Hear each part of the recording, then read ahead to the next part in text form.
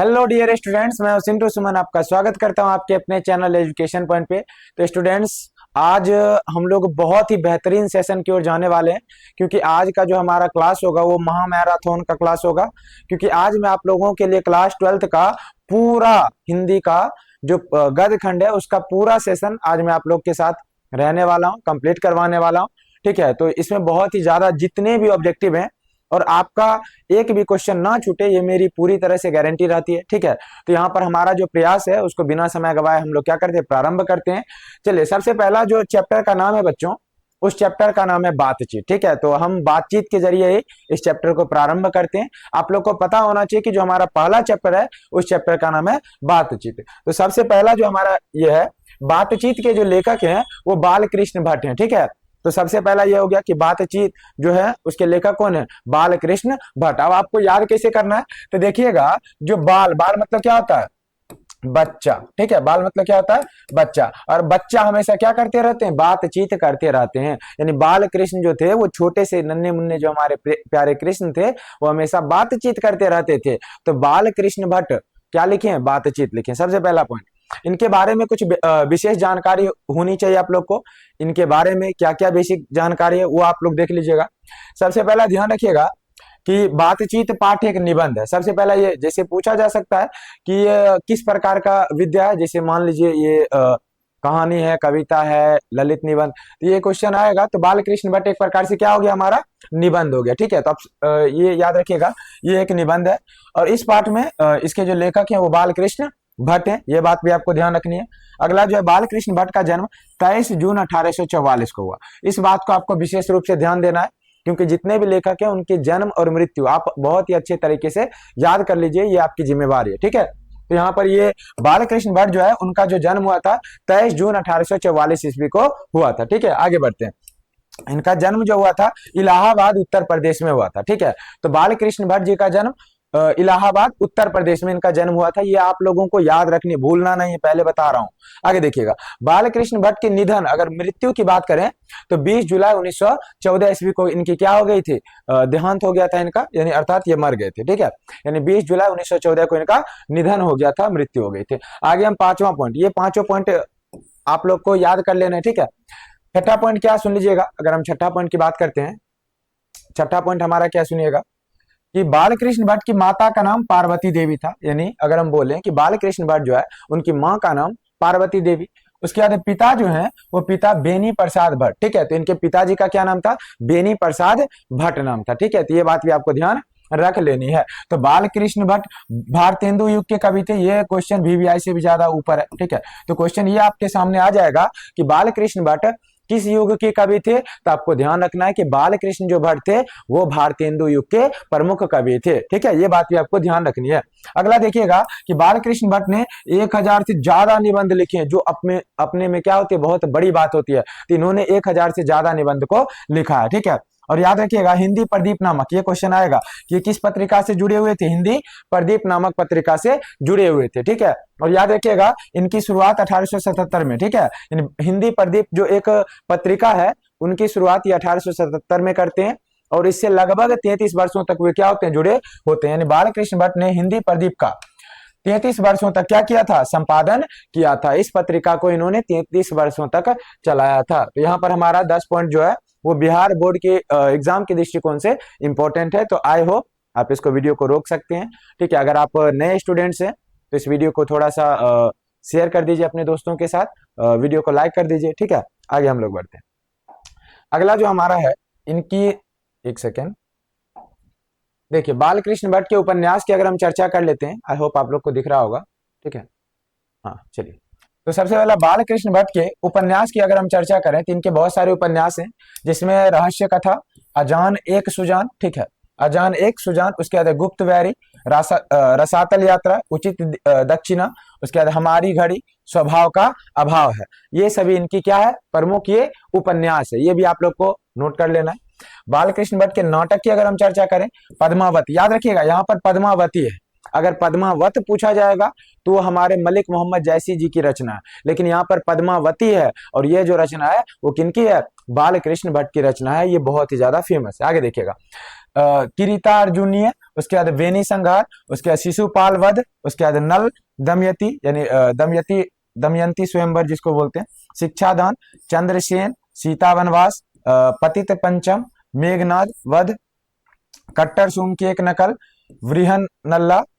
देखिए उसके बाद है इंग्लैंडेश्वरी और भारत जननी। उसके बाद जो हमारा अगला है भारतवर्ष और कली, उसके बाद दो दूरदेशी, उसके बाद एक रोगी और एक वैद्य, उसके बाद रेल का विकट खेल, ये भी बहुत ज्यादा इंपॉर्टेंट है, बाल विवाह इत्यादि। ठीक है, ये इतना ज्यादा इंपॉर्टेंट है कि इसमें से एक क्वेश्चन आप लोग को 100% देखने को मिल जाएगा। ठीक है, इस वीडियो को अच्छा से थोड़ा सा शेयर कर दीजिए। ठीक है, हम लोग आगे बढ़ते हैं। आगे यानी मनुष्य की ईश्वर प्रदत्त शक्तियों में से बाल कृष्ण जो बोल रहे हैं, ये बोल रहे हैं कि मनुष्य को जितनी भी ईश्वर ने शक्तियां प्रदान की है, उसमें से बातचीत भी एक क्या है, महत्वपूर्ण हिस्सा, यानी वाक शक्ति यानी बोलने की जो शक्ति होती है वो भी एक बहुत ही ज्यादा क्या है, इंपॉर्टेंट है। ठीक है, रॉबिन्सन क्रूसो 16 वर्षों के बाद लोगों के बीच आए थे। ठीक है, यानी जो रॉबिन्सन क्रूसो थे वो 16 वर्षों तक मनुष्य से दूर थे, और बाद में जब वो मिले तो उनको एकदम लगा कि पुनर्जन्म उनका हुआ है। ठीक है, इस टाइप से यहाँ बताया गया। असल बातचीत दो लोगों में हो सकते हैं, ये आप लोग को ध्यान रखना है कि जो असल बातचीत है वो केवल दो लोगों में हो सकती है, ऐसा कहा गया। ठीक है, इस पाठ में। ठीक है, तो हम लोग क्या करते हैं, इसको, ये इनकी रचना है, थोड़ा सा इसको मैं वापस इस पर आऊंगा। यहाँ पर आप लोग देख पा रहे होंगे, सबसे पहला हेडिंग है बातचीत एक प्रकार से निबंध है। इस पाठ के लेखक बालकृष्ण भट्ट हैं। इनका जन्म 23 जून 1844 ईस्वी को हुआ था। इनका जन्म इलाहाबाद उत्तर प्रदेश में हुआ था, ये बात भी ध्यान रखना। बालकृष्ण भट्ट की निधन कब हुआ, इनका निधन 20 जुलाई 1914 ईस्वी को हुआ था। ठीक है, आगे क्वेश्चन नंबर 6 देखिए। क्वेश्चन नंबर 6 है कि बालकृष्ण भट्ट की माता का क्या नाम था, तो पार्वती नाम। इनकी माता का क्या नाम था, पार्वती नाम था, और पिताजी का नाम बेनी प्रसाद भट्ट थे। उसके बाद देखिए बालकृष्ण भट्ट किस युग के कवि थे, भारतीय हिंदी युग के कवि थे। बालकृष्ण भट्ट 1000 से अधिक निबंध लिख चुके हैं बच्चों, बहुत ही ज्यादा इंपॉर्टेंट है। अगला हिंदी प्रदीप नामक पुस्तक जो है, इन्होंने पत्रिका चलाई 1877 ईस्वी में इन्होंने प्रारंभ किया, और लगभग 33 वर्षों तक इससे ये क्या हुए, जुड़े रहे, इनका संपादन करते रहे। ठीक है, ये टॉप 10 पॉइंट्स थे, तो आपको ध्यान रखने। अगला जो हमारा था बालकृष्ण भट्ट के उपन्यास कुछ थे, यहाँ पर इसको देख लीजिएगा। इनके उपन्यास को भली भांति आप लोग को समझ लेना है, याद कर लेना है।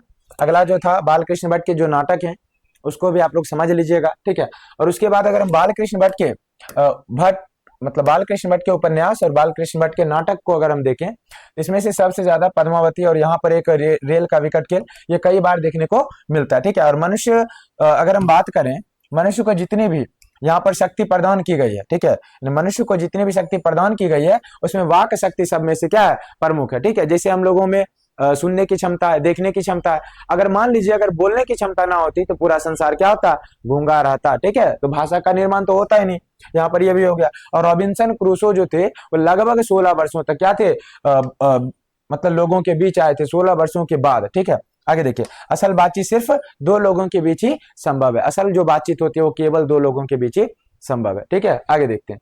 ये इनके बारे में था, ये अबाउट है, लेखक के बारे में है, लेखक परिचय, इसको भली भांति याद कर लेना है, समझ लेना है। ठीक है, तो देखिए आप लोग का एग्जाम भी शायद से जल्दी होने वाला है, तो उसको थोड़ा सा इसको रिवाइज की दृष्टिकोण से देखिएगा।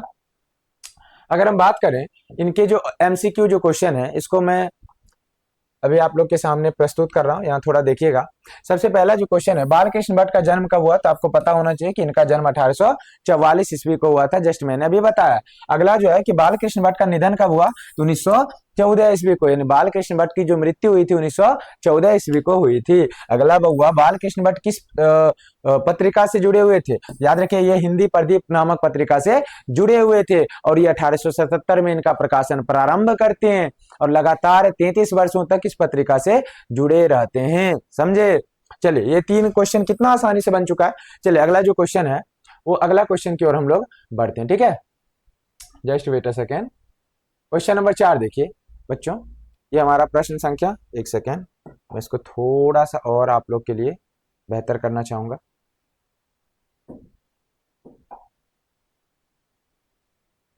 आई होप आप लोग को सही से दिख रहा होगा। ठीक है, क्वेश्चन जो है चौथा कि नूतन ब्रह्मचारी, एक second, oh my goodness, what's wrong with you. हाँ, यहाँ पर देखिए क्वेश्चन नंबर 4 क्या है कि नूतन ब्रह्मचारी के लेखक कौन है? तो याद रखिए बालकृष्ण भट्ट ही नूतन ब्रह्मचारी के क्या है लेखक। ठीक है, याद रखिए रेल का विकट खेल मैंने अभी जस्ट बताया था, ये जो है रेल का विकट खेल किनके द्वारा लिखा गया है? बालकृष्ण भट्ट जी के द्वारा ही लिखा गया है। अगला जो हमारा बच्चा कि मनुष्य की ईश्वर प्रदत्त शक्तियों में से सबसे एक क्या है? तो वाक शक्ति। वाक शक्ति जो है मनुष्य को जितनी भी शक्तियां दी गई उसमें से सबसे क्या है? प्रमुख शक्तियों में से एक है। ये क्वेश्चन नंबर हमारा क्या हुआ? 6। उसके बाद देखिए ये क्वेश्चन मैंने अभी बताया था कि रॉबिन्सन क्रूसो को कितने वर्षों के बाद लोगों के बीच वो आए थे?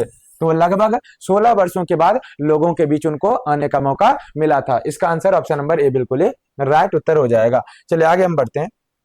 क्वेश्चन है अगला कि एडिशन ने कितने लोगों के बीच श्रेष्ठ बातचीत बोली है? याद रखिएगा यहाँ पर एडिशन जी का मत है। ठीक है, ये क्वेश्चन 2 नंबर में भी आता है कि एडिशन के अनुसार असल बातचीत कितने लोगों में हो सकती है? तो केवल 2 लोगों में हो सकती है। या फिर ऐसे भी क्वेश्चन दे सकता है कि असल बातचीत केवल 2 लोगों में होती है। यह किसका कथन है? तो याद रखिएगा ये एडिशन का कथन है। और एक क्वेश्चन और भी आता है कि बोलने से ही मनुष्य का साक्षात्कार होता है। यह कथन किसका है? यह कथन बहुआ बेन जॉनसन का है। किनका है? बेन जॉनसन का। ठीक है, इसको याद रखना है। अगला क्वेश्चन हमारा है बहुआ कि कितने लोगों की बातचीत को अंगूठी में नग सी माना गया? ठीक है, अंगूठी में नग सी। याद रखिएगा जब 2 लोग होते हैं तो दिल की बातचीत कर पाते हैं। ठीक है, असल बातचीत कर पाते हैं। जैसे ही लोग 3 हो जाते हैं तो वहां पर जो बातचीत होता है जिसे अंगूठी में नग पहनाने के जैसा हो गया। 4 जो बातचीत होती है उसमें याद रखिएगा केवल फॉर्मेलिटी के लिए होती है। और 5 या उससे अधिक जो बातचीत हो जाती है जब लोग आते हैं उससे ज्यादा, तो ये राम रमोवल एक तरह से हो जाता है। ठीक है, यहाँ पर ये आपके दिया गया है।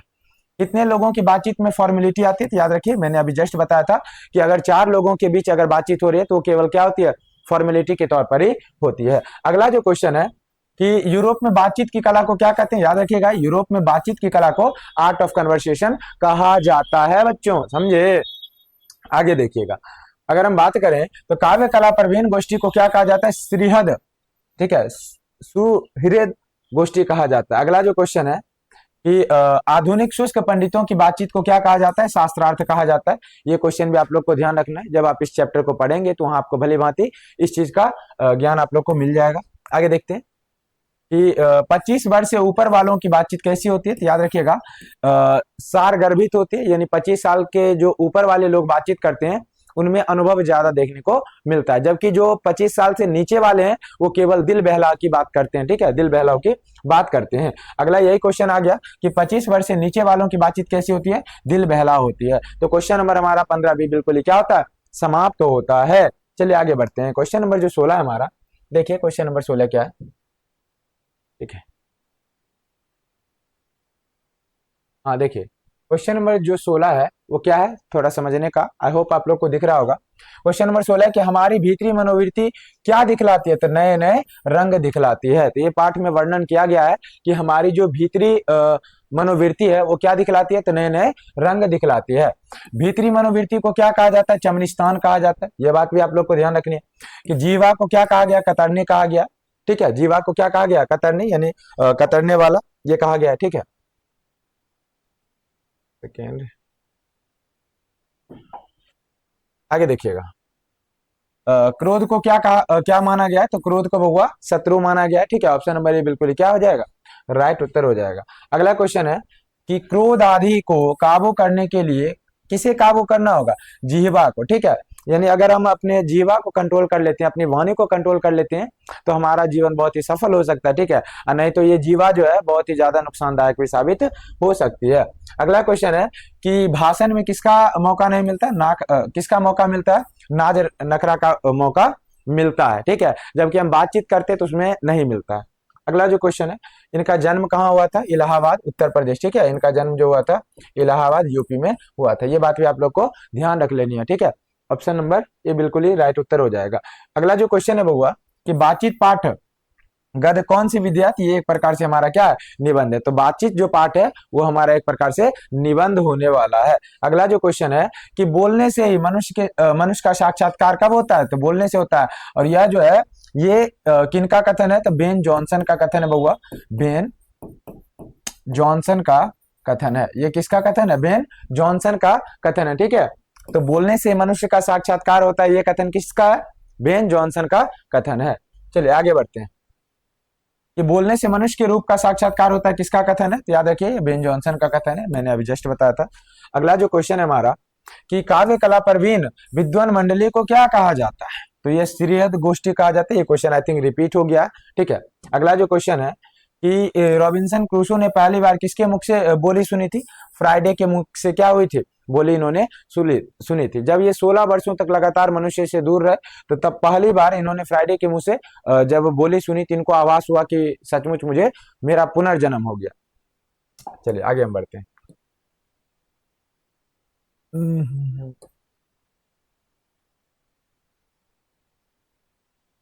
चलिए क्वेश्चन नंबर 28 पर आते हैं। ठीक है, हो। हाँ, क्वेश्चन नंबर 28 देखिएगा।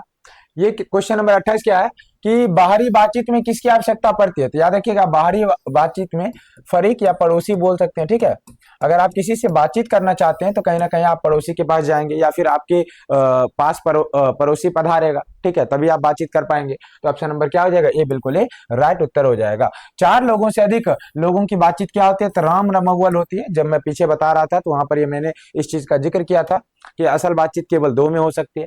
3 जो लोग आते हैं तो उस समय एक तरह से देख सकते हैं कि आप लोग कि जो 2 लोग होते हैं वो असल एक्चुअल में बातचीत करते हैं। जब तीसरा आता है तो ऐसा लगता है कि उसकी बात को टाल दिया जाएगा। ठीक है, टॉपिक ही बदल दिया जाता है इस टाइप से। और देखिए तो यहाँ पर अनादर का मूल किसे कहा गया? तो याद रखिए बिन बुलाए जाना। ठीक है, इस चैप्टर में बताया गया है कि आप अगर बातचीत करना चाहते हैं तो आप पड़ोसी के पास जाइएगा, या तो आप जाइएगा या तो आप उसको बुलाइएगा। अगर आप खुद ही जाते हैं तो इसका मतलब क्या है कि बिन बुलाए जाना एक प्रकार से अनादर हुआ। ठीक है, तो बिन बुलाए जाना एक प्रकार से क्या है? अनादर का भाव। अगला जो क्वेश्चन है देखिएगा कि प्रपंचात्मक संसार का आईना किसे कहा गया? तो भीतरी मनोवृत्ति को क्या कहा गया? प्रपंचात्मक संसार का आईना कहा गया है। अगला जो बच्चा कि बाल कृष्ण भट्ट को आधुनिक हिंदी आलोचना का जन्मदाता कहा है, किन्होंने कहा? रामविलास शर्मा जी ने कहा है। याद रखिएगा रामविलास शर्मा जी के द्वारा इनको कहा गया है। अगला जो क्वेश्चन है कि बाल कृष्ण भट्ट को अध्ययनशील विद्वान और तीक्ष्ण बुद्धि वाले का आलोचन किसने कहा है? तो रामविलास शर्मा जी के द्वारा यह भी कथन कहा गया। इसको भी ध्यान रख लेना है कि आचार्य रामचंद्र शुक्ला ने बाल कृष्ण भट्ट को अंग्रेजी के किस निबंधकार की श्रेणी में रखा? याद रखिए इन्होंने एडिशन और स्टील ये दोनों से इनकी तुलना की थी। ठीक है, ऑप्शन नंबर ए बिल्कुल राइट उत्तर हो जाएगा। अगला जो क्वेश्चन है बातचीत पाठ किस प्रकार का निबंध है? ये एक प्रकार से ललित निबंध है। ठीक है, तो जो बातचीत हमारा पाठ है बच्चा वो क्या है? एक प्रकार से ललित निबंध है। ऑप्शन नंबर बी बिल्कुल क्या हो जाएगा? राइट उत्तर हो जाएगा। अगला क्वेश्चन है कि बाल कृष्ण भट्ट किस युग के कवि थे? तो आप लोग को पता होना चाहिए कि बाल कृष्ण जो भट्ट थे वो भारतेंदु युग के कवि थे। ऑप्शन नंबर ए बिल्कुल क्या हो जाएगा? राइट उत्तर हो जाएगा। अगला क्वेश्चन है कि जो कुछ धुआं और मवाद रहता है वो भाप बनकर क्या होता है? निकल जाता है। ये किस पार्ट से लिया गया? ये बातचीत से। ठीक है, एक तरह से बोला जाए कि जो भी हमारे भीतर क्या होता है कुछ भी बुराई होती है अगर हम किसी को बताते हैं तो बातचीत के जरिए क्या होता है? सब हमारे अंतर मन की जितनी भी अशुद्धियां होती है धीरे धीरे क्या होती है? निकल जाती है।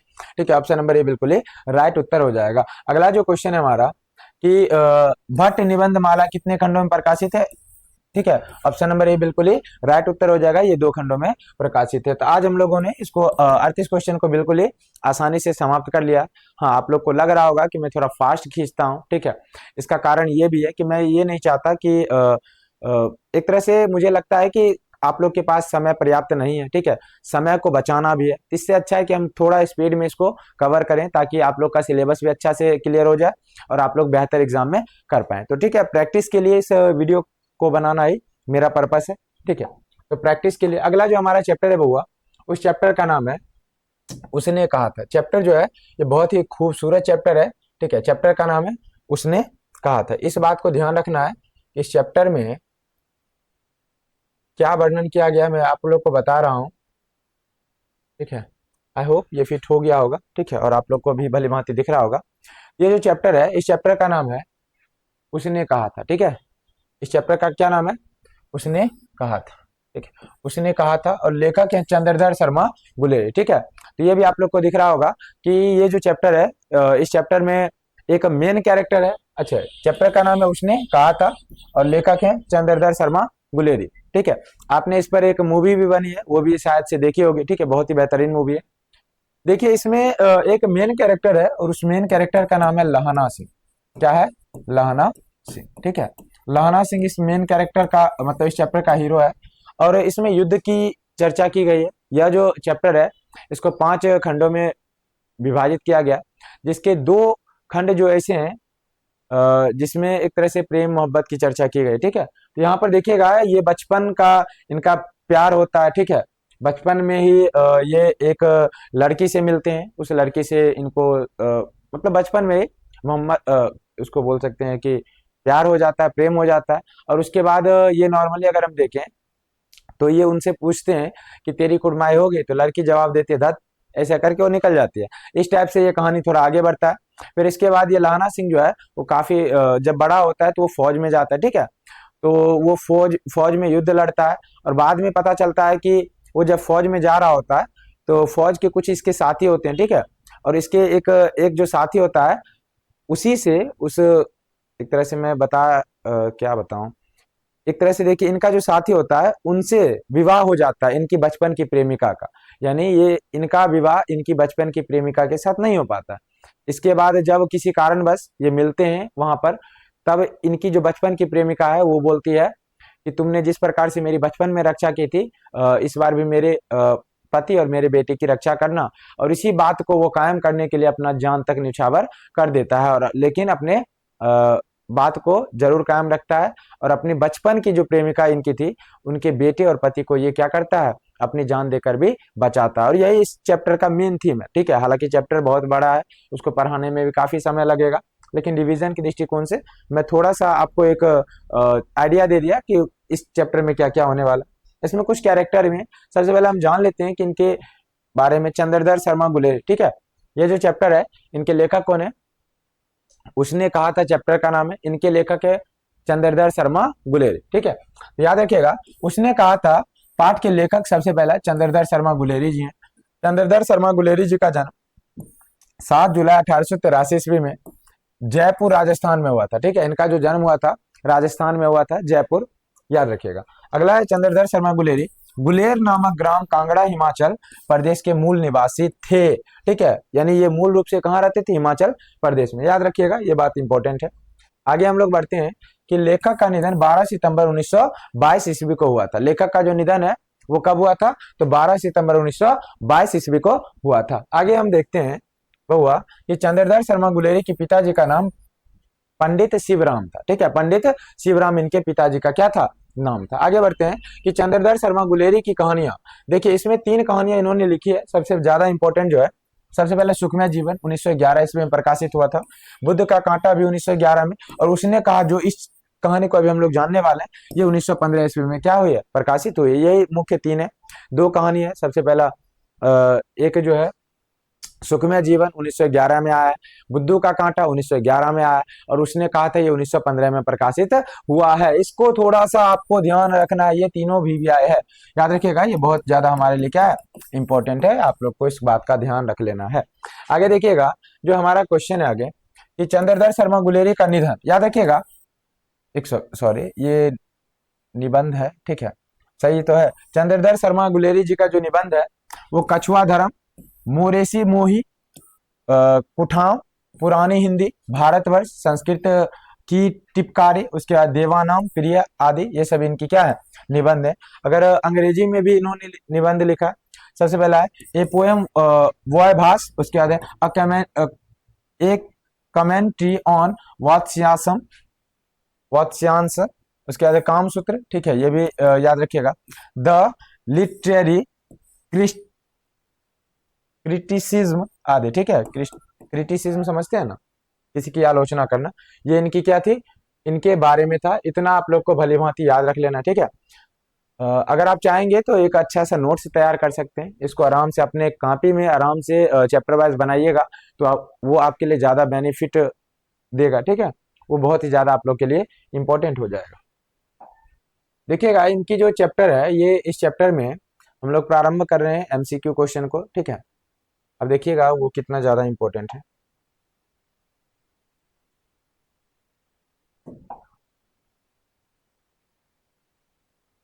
अब देखिए सबसे पहला जो हमारा क्वेश्चन है कि चंद्रधर शर्मा गुलेरी जी का जन्म कब हुआ, याद रखिएगा 1883 ईस्वी में। इनका जन्म कब हुआ, 1883 ईस्वी में इनका क्या हुआ, जन्म हुआ है। उसने कहा था कहानी कब प्रकाशित हुई, उसने कहा था 1915 ईस्वी में प्रकाशित हुई, जबकि बुद्धू का कांटा और सुखमय जीवन 1911 ईस्वी में प्रकाशित हुई थी, मैंने अभी जस्ट बताया है। बच्चों अगला जो हमारा क्वेश्चन है, देखिए क्वेश्चन नंबर 3, उसने कहा था कहानी पर किस निर्देशक ने फिल्म बनाई है। याद रखिए बिमल रॉय द्वारा इन पर एक मूवी भी बनाई गई है, इस बात को भी आप लोग को ध्यान रख लेना है। अगला जो क्वेश्चन है, उसने कहा था कहानी का आरंभ किस शहर से हुआ था। याद रखिए ये अमृतसर में, ठीक है।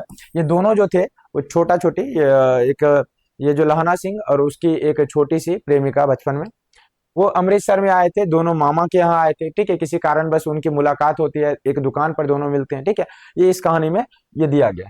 आगे देखिएगा, उसने कहा था कहानी के आरंभ में लड़की की उम्र कितनी बताई गई है। जो लहना सिंह था उसकी उम्र बचपन में उस समय वो 12 साल का था, ठीक है, याद रखिएगा। उसने कहा था लड़की की उम्र उस समय कितनी थी, 8 साल की थी, ठीक है। लड़का 12 साल का और लड़की 8 साल की, ठीक है, यानी 4 साल का उसमें गैप था।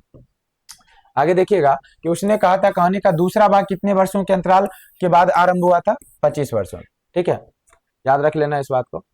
हाँ, एक बात और भी याद रखना है कि इसमें ये जो लहना सिंह है ये युद्ध पर जाते हैं, ठीक है, और ये जर्मनी के खिलाफ युद्ध लड़ते हैं, और ये जो युद्ध होता है वो प्रथम विश्व युद्ध होता है, ठीक है, क्योंकि ये 1915 में प्रकाशित हुई है और 1914 से 18 तक कौन सा युद्ध चल रहा था, 1914 से 1918 तक प्रथम विश्व युद्ध, ठीक है, फर्स्ट वर्ल्ड वॉर इसको हम बोल सकते हैं।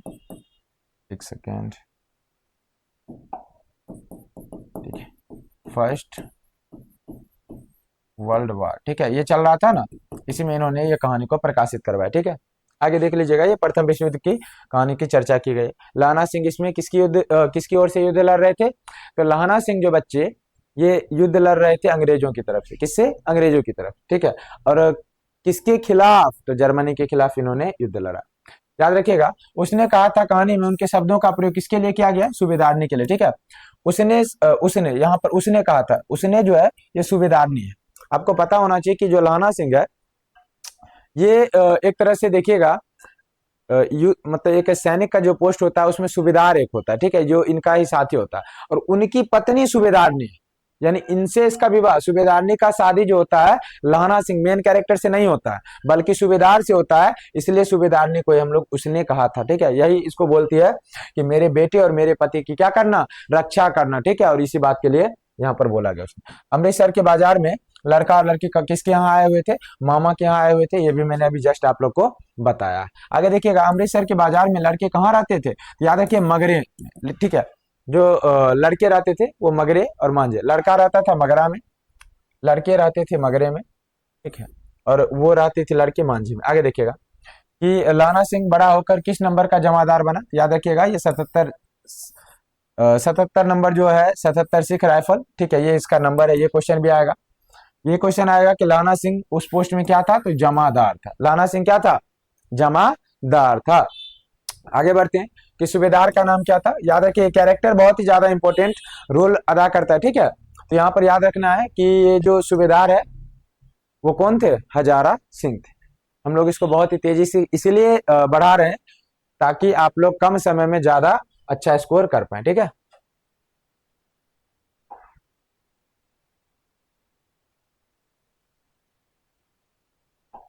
चलिए क्वेश्चन नंबर 14 पर चलते हैं, ठीक है। क्वेश्चन है कि सूबेदार के बेटे का क्या नाम था, बहुआ। सूबेदार जो है उसके बेटे का नाम था बोधा सिंह। कौन थे, बोधा सिंह। आगे देखिएगा, उसने कहा था कहानी कितने खंडों में प्रकाशित की गई है, 5 खंडों में प्रकाशित की गई है। समझिए, उसने कहा था कहानी में 5 खंड की चर्चा की गई है, ठीक है, और जिसमें युद्ध की भी चर्चा की गई है, ठीक है।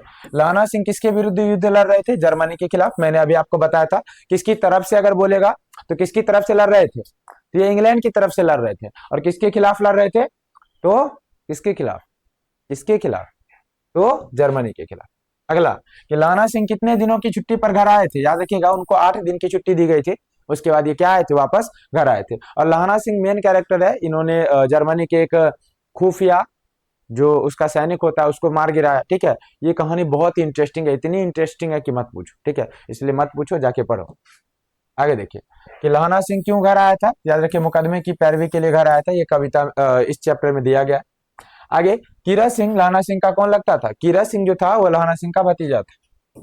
ऑप्शन नंबर ए बिल्कुल ही राइट उत्तर हो जाएगा। अगला क्वेश्चन है सूबेदार का गांव कहाँ था, लाना सिंह के घर के रास्ते में। सूबेदार जो था उसका घर, लहाना सिंह जैसे ही घर जा रहा था तो सूबेदार का घर रास्ते में था। ठीक है, उसी वक्त लहाना सिंह वहां रुका, वहां मत्थे टेके। ठीक है, जब मत्था टेकता है तब वहां पर अचानक से सूबेदारनी मिलती है और इसको बोलती है कि पहचाना।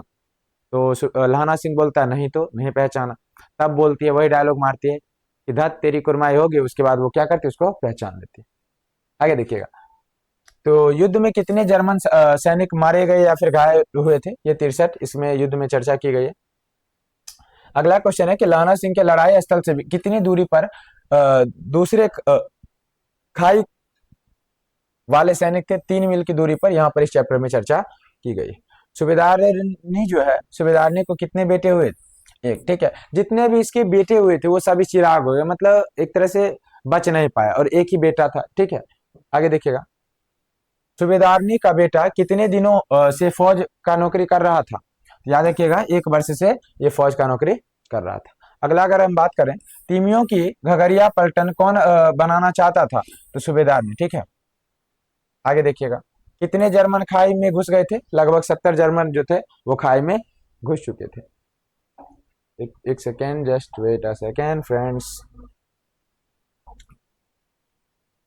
क्वेश्चन नंबर, क्वेश्चन, हाँ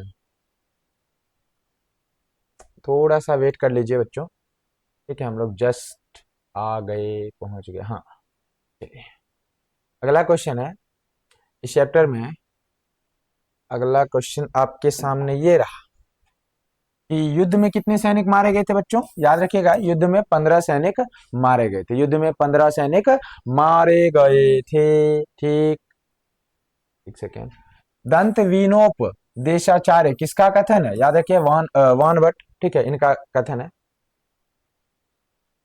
आगे देखिए, जर्मन वाले वेद पढ़कर क्या जान गए थे, याद रखिए। यहाँ पर एक कहानी का इंटरेस्टिंग पार्ट ये है कि इनके लाना सिंह के गांव में एक मौलवी साहब आते हैं और वो जो है वो गांव के अन्य लोगों को क्या करते हैं, सलाह देते हैं, ताबीज बांटते हैं। ठीक है, और वो बोलते हैं कि मैंने तो वेद पढ़ पढ़ के क्या किया है, विमान उड़ाने की विद्या सीख ली। ठीक है, इसमें एक इंटरेस्टिंग पॉइंट है। ठीक है, ऑप्शन नंबर ए बिल्कुल राइट उत्तर हो जाएगा। अगला जो क्वेश्चन है बच्चों, डाक बाबू का क्या नाम था, डाक बाबू का नाम था पलटू राम। ठीक है, पलटू राम दिया गया है, देख लीजिएगा अपने अकॉर्डिंग। उसने कहा था कहानी पर किस बड़े समीक्षक की समीक्षा पुस्तक के प्रस्तुत की गई, रामचंद्र शुक्ल के द्वारा इनकी समीक्षा की गई, इनको बहुत ही तारीफ किया गया है। वैष्णवी से टकराकर लड़के ने कौन सी उपाधि पाए, तो याद रखिए अंधे की। यहाँ पर ये बचपन की बात है, जब लहाना सिंह जो थे 12 साल के थे, उनकी जो प्रेमिका थी सूबेदारनी 8 साल की थी। उस समय जब ये बार बार पूछ रहे थे तेरी कुरमाई हो गई, तेरी कुरमाई हो गई, तो उस समय उधर से रिप्लाई आता है धत, कहकर वो लड़की बोल देती है कि देखते नहीं रेशम से जरा हुआ सालो, इस टाइप से बोल देती है, जिसके कारण लहाना सिंह का दिमाग खिसकता है। वो क्या करता है, इधर उधर सब चीजों को उठा उठा के पटकने लगता है। ठीक है, उसी दौरान ये एक महिला से टकरा जाता है। यहाँ पर वैष्णवी का अर्थ महिला है। ठीक है, उस समय ये एक महिला से टकराता है और महिला इसको अंधे बोलती है। ठीक है, अंधे की उपाधि इसलिए बोलती है। अगला है, निमोनिया से मरने वाले को क्या नहीं मिलता, मुरब्बा। ठीक है, इस चैप्टर में ये बताया गया है कि जब लहाना सिंह जो है, लहाना सिंह, देखिए मैं आपको कहानी में बीच बीच में इसलिए बता रहा हूँ ताकि आपको जल्दी याद हो। तो ये जो लहाना सिंह है, लहाना सिंह जब ये सूबेदारनी का जो बेटा है बोधा सिंह, उसकी तबीयत खराब हो जाती है और वो इसको क्या करता है, मतलब लहाना सिंह अपने सारे कपड़े और कंबल उतार, मतलब निकाल के उसको दे देता है। ठीक है, तो यहाँ पर एक व्यक्ति बोलता है कि इसको पहन ले, ठंडी से मजाक मत कर, नहीं तो मरने वाले को क्या, कि निमोनिया से मरने वाले को मुरब्बा नहीं मिला करता। ऑप्शन नंबर सी इस अकॉर्डिंग सही उत्तर हो जाएगा। आगे देखिएगा कि जर्मनी के खाई में घुसने समय वहां कितने सिख थे, तो केवल के कितने थे, 8। कितने थे, 8 से सिख थे। और यहाँ पर देखिएगा, ठीक है, लड़ाई की कितने देर बाद सहायता टीम आई थी, लगभग 2 घंटे बाद। ठीक है, याद रखिए लीजिएगा, लगभग, देखिए 2 घंटा ही होगा, इसमें दोनों ऑप्शन दे दिया तो इस हिसाब से अपने अकॉर्डिंग में एडजस्ट कर लीजिए। सरस्वती पत्रिका का संपादक कौन थे, तो महावीर प्रसाद द्विवेदी। ठीक है, यहाँ पर याद रखिएगा सरस्वती पत्रिका का जो संपादन इन्होंने किया है उनका नाम क्या, महावीर प्रसाद द्विवेदी जी के द्वारा किया गया है। ये आप लोग को ध्यान रखना है। इस प्रकार से ये भी चैप्टर हमारा क्या होता है, समाप्त होता है। ये चैप्टर भी हमारा क्या हो गया, फिनिश हो गया। ठीक है, तो आई होप ये भी चैप्टर आप लोग को अच्छा लगा होगा। इसको भी थोड़ा अच्छे से मैं, मेरा पर्सपेक्टिव जो है आप लोग का रिवीजन करवाना। तो अभी आप लोग क्या कीजिए कि आप लोग से कितना क्वेश्चन बन पाता है, जैसे पहला चैप्टर में, दूसरा चैप्टर में, तो दूसरा चैप्टर मैंने 36 क्वेश्चन पूछा, हो सकता है 36 में से आप लोग को कितना बने, 30 बने, 20 बने, 25 बने। तो इस हिसाब से आप थोड़ा सा एडजस्ट कीजिए। जो क्वेश्चन आप लोग से नहीं बना उसको दोबारा देखिए, ठीक है, ताकि आप लोग से वो क्वेश्चन भी कवर हो जाए। हम लोग अगला चैप्टर की ओर प्रस्थान करते हैं। अगला जो हमारा चैप्टर है वो चैप्टर है हमारे लोकनायक। ठीक है, हमारे लोकनायक के नाम से विख्यात महान सितारे, महान सितारे, इनका नाम है जयप्रकाश नारायण जी। नारायण नारायण, ठीक है। याद रखिएगा, ये भारत के इतिहास में सबसे प्रमुख राजनेताओं में से एक थे। ठीक है, स्वतंत्र भारत के ये एक महान नेता थे।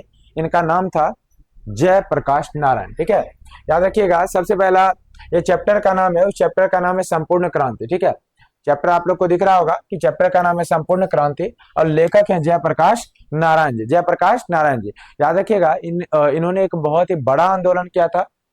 क्रांति का नाम था संपूर्ण क्रांति। इन्होंने पटना में किया था, पटना के गांधी मैदान से प्रारंभ किया था और यह आंदोलन बहुत ही हाई लेवल तक गया और इतना लेवल तक गया कि सोच नहीं सकते हैं उस समय की जो प्रधानमंत्री थी उनका सरकार गिर गया था और अंततः इनके खिलाफ बहुत ज्यादा इनको दिक्कत का सामना करना पड़ा, इनको जेल जाना पड़ा। उस समय ऐसा हुआ था कि यहाँ तक कि एक तरह से हम बोल सकते हैं कि पहली बार गैर सरकारी गैर कांग्रेसी सरकार बनी थी और वहां पर यह भी देखने को मिला था कि इंदिरा गांधी जी को क्या करना पड़ा, उस समय आपातकाल लागू करना पड़ा 1975 की बात है। ठीक है, याद रखिए ये जो कहानी है, मतलब संपूर्ण क्रांति, ये 1974 में दिया गया। ठीक है, ये एक प्रकार से भाषण है। बहुआ ये क्या है, पहला ये आ जाएगा, ये एक प्रकार से क्या है, भाषण है। क्या है, भाषण है। ठीक है, तो इस चैप्टर को हम लोग क्या करते हैं, बिना समय गवाए प्रारंभ करते हैं। समझे, समझे, तो चलिए इसको आगे बढ़ाते हैं।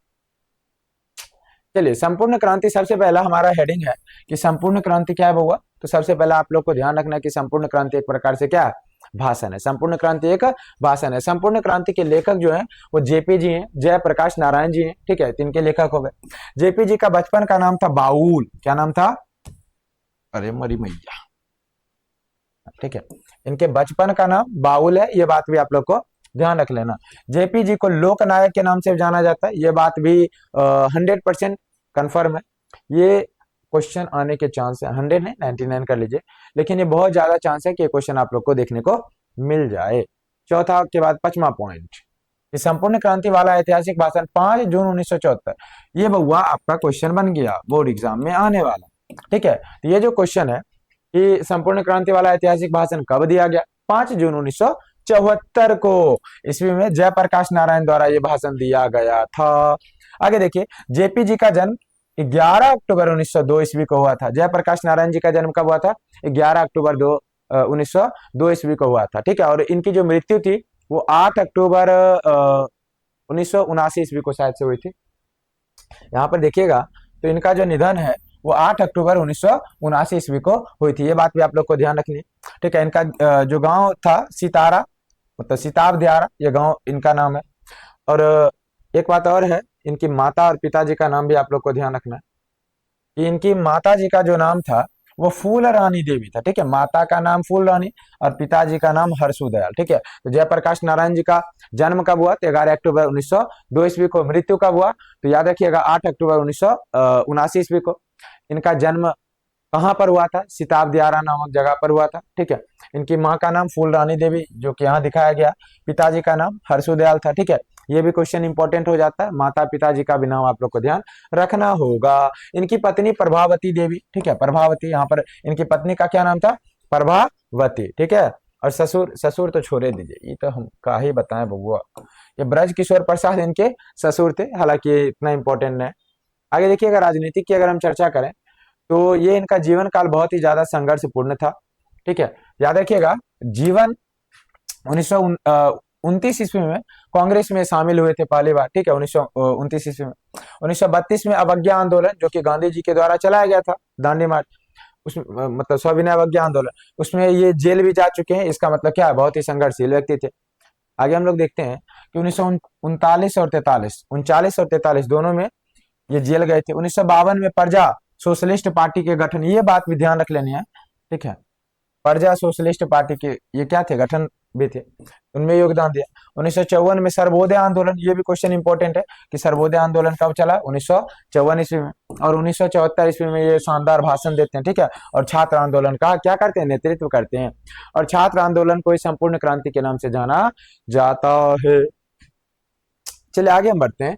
बहुआ आगे देखिएगा, इनकी रचना की चर्चा कर लें तो यद्यपि अगर हम रचना की चर्चा करते हैं तो इसमें सबसे ज्यादा है रिकंस्ट्रक्शन ऑफ इंडियन पॉलिटी, ठीक है, रिकंस्ट्रक्शन ऑफ इंडियन पॉलिटी। उसके बाद है जन मुक्ति, ये दो इनकी रचना हो गई। सम्मान इनको बहुआ 1965 में मैग्सेसे सम्मान से सम्मानित किया गया। 1998 में भारत रत्न, याद रखिएगा इनको 1998 जो मरने के बाद इनको भारत रत्न दिया गया, ठीक है, मरने के बाद इनको भारत रत्न प्रदान किया गया है।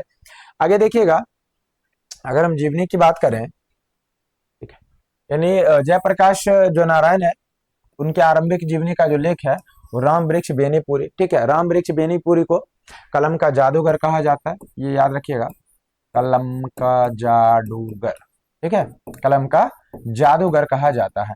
और बात करें बेनीपुरी जी को कलम का जादूगर, कलम का सिपाही किसको कहा जाता है, मुंशी प्रेमचंद्र जी को, ठीक है, मुंशी प्रेमचंद्र जी को। ये बात भी आप लोग को ध्यान रख लेनी है, ठीक है, ताकि आप लोग को अगर गलती से आ जाए तो छूटना नहीं चाहिए। धर्मवीर भारती ने जेपी पर कविता लिखी, मुनादे, ठीक है, जयप्रकाश नारायण जी पर धर्मवीर भारती के द्वारा ये कविता लिखी गई है, समझ रहे हैं ना। अगला जो है संपूर्ण क्रांति का संपूर्ण भाषण संकलित है जन मुक्ति से, जो कि मैंने आप लोग को शुरू में बताया था, जन मुक्ति जो है इनकी रचना है, यहाँ देख लीजिए, ठीक है। इस अकॉर्डिंग देखिएगा, अब 17 हमारा मेन टॉपिक था जिसको हम लोगों ने आराम से कंप्लीट कर लिया, ये हेडिंग है। अब इसकी जो ऑब्जेक्टिव क्वेश्चन है इसको हम बिना समय गवाए क्या करते हैं, प्रारंभ करते हैं, ठीक है, ठीक है, ठीक है, चलिए, है ना। अब देखिए बिना समय गवाए हम लोग क्या करते हैं, इसको प्रारंभ करते हैं। चलिए पहला जो क्वेश्चन है कि जयप्रकाश बाबू, या यहाँ पर बापू बोल दिया गया, जयप्रकाश नारायण बोलिए, इनका जन्म कहाँ और कब हुआ था। 11 अक्टूबर 1902 में सिताब दियारा में हुआ था, ठीक है, आप लोग को इस बात को भी देख लेना है, ठीक है। तो सबसे पहला ये क्वेश्चन आ जाता है कि इनका जन्म, एक सेकेंड बच्चा लोग,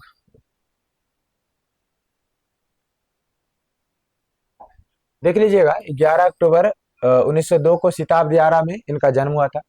अगला देखिएगा, जयप्रकाश बापू प्रसिद्ध थे लोकनायक के नाम से, ये भी मैंने आप लोग को जस्ट अभी कुछ देर पहले ही बताया कि लोकनायक के नाम से ये बहुत ही ज्यादा क्या है, प्रसन्न है। जयप्रकाश नारायण बापू के माता पिता जी का नाम, तो याद रखिएगा फूल रानी देवी इनके मम्मी का नाम था, फूल रानी देवी, और पिताजी के जो नाम थे वो एक तरह से बोला जाए हर्षुदयाल, ठीक है, तो हर्षुदयाल, फूल रानी देवी और हर्षुदयाल, ये भी आप लोग को भली भांति याद कर लेना है।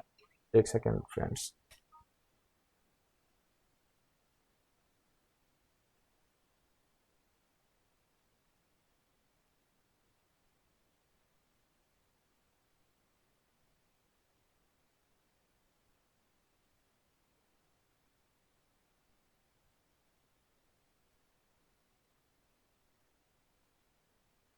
ठीक है, इसको थोड़ा सा जल्दी हम लोग कंप्लीट करते हैं। देखिए आगे हम बढ़ते हैं कि इनके जयप्रकाश बापू की माता का क्या नाम था, फूल रानी देवी, ठीक है, ये बात भी आप लोग को ध्यान रखनी है। जयप्रकाश बापू कांग्रेस में कब शामिल हुए थे, याद रखिएगा ये 1929 ईस्वी में कांग्रेस में शामिल हो गए थे। बहुआ ये भी मैंने आप लोग को जस्ट बताया कि जयप्रकाश बापू सर्वोदय आंदोलन के सर्वोदय आंदोलन में कब जुड़े थे, 1954 ईस्वी में, ये भी मैंने आप लोग को अभी जस्ट बताया। इनकी पत्नी का नाम था प्रभावती देवी, ठीक है, याद रखिएगा इनकी पत्नी का क्या नाम था, प्रभावती देवी, प्रभावती देवी, ठीक है, पत्नी का नाम याद रख लीजिएगा। जयप्रकाश बापू पटना साइंस कॉलेज 1900, ठीक है, याद रखिएगा ये कहाँ अध्ययन करते हैं, पटना साइंस कॉलेज से, कब, 1921 ईस्वी में, ठीक है। आगे हम लोग बढ़ते हैं, हाँ, क्वेश्चन ये है कि जयप्रकाश नारायण जो है छात्र आंदोलन का नेतृत्व कब करते हैं? 1874 ईस्वी में। संपूर्ण क्रांति पाठ कहाँ से लिया गया? याद रखिएगा, ये एक भाषण है और ये भाषण कब दिया गया था? 1974 ईस्वी में। ठीक है, और ये गांधी मैदान पटना में दिया गया एक बहुत ही बेहतरीन भाषण है। अगला है कि जेपी कब मार्क्सवादी बन गए थे? याद रखिएगा, ये 1924 ईस्वी में मार्क्सवादी बन गए थे। ठीक है, ये अमेरिका भी जा चुके हैं, ये बात भी ध्यान रखिएगा, महान व्यक्ति में से एक थे। जेपी के जो पिता थे वो किस विभाग में काम करते थे? नहर विभाग में इनको काम करना पड़ता था। जयप्रकाश नारायण बापू को मैग्सेसे पुरस्कार कब दिया गया? 1965 में।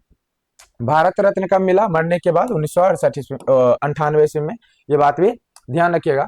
सर्वोदय के संस्थापक कौन थे? विनोबा भावे। याद रखिएगा, ये क्वेश्चन इंपॉर्टेंट है, ही नहीं कि पता चलेगा कुछ मार दिए जयप्रकाश नारायण ने, तो ऐसा नहीं करना है।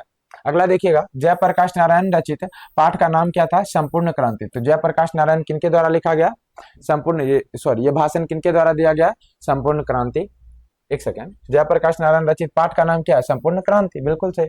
जयप्रकाश बाबू जी का निधन कब हुआ? 1979 ईस्वी में। ये बात भी आप लोग को ध्यान रखनी है।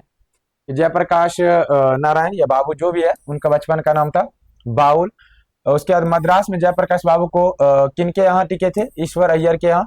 याद रखिएगा, ईश्वर अय्यर के यहाँ टिके थे। ठीक है, उसी समय इनकी मुलाकात रामधारी सिंह दिनकर जी से होती है। कुछ समय उसी समय 1974 ईस्वी में इनका रामधारी सिंह दिनकर जी का हार्ट अटैक से मृत्यु हो जाती है। ये भी क्वेश्चन इंपॉर्टेंट है। ब्रेन ऑफ बॉम्बे किसे कहा है? किसे कहा है? उमा शंकर जी को कहा है।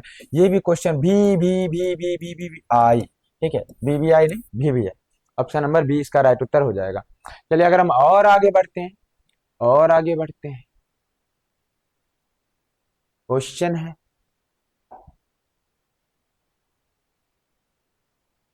ले बउआ ले। हाँ, लेनिन कब मारे गए? ठीक है, लेनिन कब मरे थे? 1924 ईस्वी में मरे थे। ये बात भी आप लोग को ध्यान रखनी। देखिएगा, जयप्रकाश बाबू को रेणु जी ने क्या सुनाया? कविता सुनाई थी। ये सभी इस चैप्टर में दिया गया, आप लोग को ध्यान रख लेना। अभी केवल प्रैक्टिस करना है दोस्तों, एक भी नंबर छूटना नहीं चाहिए। दिनकर जी मद्रास में किनके यहाँ टिके हुए थे? रामनाथ जी के यहाँ पर ये मद्रास में टिके हुए थे। ठीक है, ऑप्शन नंबर ए बिल्कुल ही राइट उत्तर हो जाएगा। दिनकर जी को दिल का दौरा पड़ने पर, याद रखिएगा, इनको कहाँ भर्ती करवाया गया था? ब्लिंगडन नर्सिंग होम में इनको शामिल करवाया गया था। आगे हम बात करते हैं कि जेपी के पिताजी क्या थे? ठीक है, क्या है? नन गजेटेड, हाँ, नन गजेटेड ऑफिसर थे। ये याद रखिएगा, नहर विभाग में थे। ठीक है, एक होता है गजेटेड ऑफिसर, एक नन गजेटेड, तो ये नन गजेटेड। जेपी को विरोधी जन कहाँ का दलाल कहते हैं? तो याद रखिएगा, इनको विरोधी जो थे वो अमेरिका के दलाल इनको कहा जाता है। अमेरिका का दलाल इनको कहा जाता है, जो लोग इनसे जलते हैं। फ्री प्रेस के संस्थापक और मालिक कौन थे? सदानंद जी। ये भी इंपॉर्टेंट है, क्वेश्चन याद रख लीजिएगा। जेपी के पिताजी जी नहर विभाग में क्या थे? तो जिलादार थे। नहर विभाग में ये जिलादार थे। जेपी कैसे लोकतंत्र की परिकल्पना करते हैं? दल विहीन। ठीक है, यानी हमारा लोकतंत्र ऐसा हो जो किसी एक दल को सपोर्ट ना करे, यानी पूरा समाज का विकास करे, ऐसा होना चाहिए। दल विहीन लोकतंत्र की बात करते हैं। अगला क्वेश्चन है कि नहर विभाग में जिलादार बनने के बाद जेपी के पिता क्या बने? याद रखिए, रेवेन्यू असिस्टेंट बने थे। ठीक है, रेवेन्यू असिस्टेंट के पोस्ट पर इनके पिताजी का क्या हुआ था? प्रमोशन हुआ था। आगे हम लोग बढ़ जाते हैं बउआ कि दल विहीन लोकतंत्र किसके मूल उद्देश्यों में है? याद रखिएगा, दल विहीन जो लोकतंत्र है वो मार्क्सवाद तथा लेनिनवाद, ठीक है, इसमें दिया गया। आगे हम बढ़ते हैं, क्वेश्चन नंबर 30 तक हम लोग पहुंच चुके हैं। अब जल्दी ही इस चैप्टर को भी अलविदा कहा जाए, है ना। आगे देखते हैं, रिकंस्ट्रक्शन ऑफ इंडियन पॉलिटी के लेखक कौन है? जयप्रकाश नारायण जी के द्वारा लिखा गया है। ठीक है, ये भी इंपॉर्टेंट हो जाता है। अगला है कि बउआ सुनिए, जयप्रकाश बाबू ने संपूर्ण क्रांति के लिए पटना में कब भाषण दिया? 5 जून 1974 ईस्वी को इन्होंने भाषण दिया था। आगे हम चर्चा करते हैं तो जयप्रकाश नारायण जी का संपूर्ण भाषण किस पुस्तक में संकलित है? तो जन मुक्ति के नाम से यह संकलित किया गया है। आगे हम देखते हैं, ये जेपी अध्ययन के लिए अमेरिका कब गए? बहुत ज्यादा इंपॉर्टेंट, ये भी आई है। ठीक है, एक और लगा लीजिए। ठीक है, बोर्ड मॉडल से भी ज्यादा 1922 ईस्वी में ये कहाँ गए थे? अमेरिका गए थे बउआ, समझे, कहाँ गए थे? अमेरिका गए थे। जेपी किसी लोकतंत्र की स्थापना चाहते हैं? दल विहीन लोकतंत्र की स्थापना चाहते हैं। तो इस चैप्टर को भी हम लोगों ने किया समाप्त। अब बताइए 35 में से कितना आप लोग का बन रहा है? ठीक है, तो समय के अभाव होने के कारण मैंने आप लोग को 3 चैप्टर का जो प्रैक्टिस सेट था वो मैंने आप लोग को प्रोवाइड करवा दिया। अगला जो हमारा चौथा चैप्टर है रामधारी सिंह दिनकर जी का, इसको हम लोग जल्द ही अगले वीडियो में इसको कंप्लीट करने वाले हैं, ठीक है।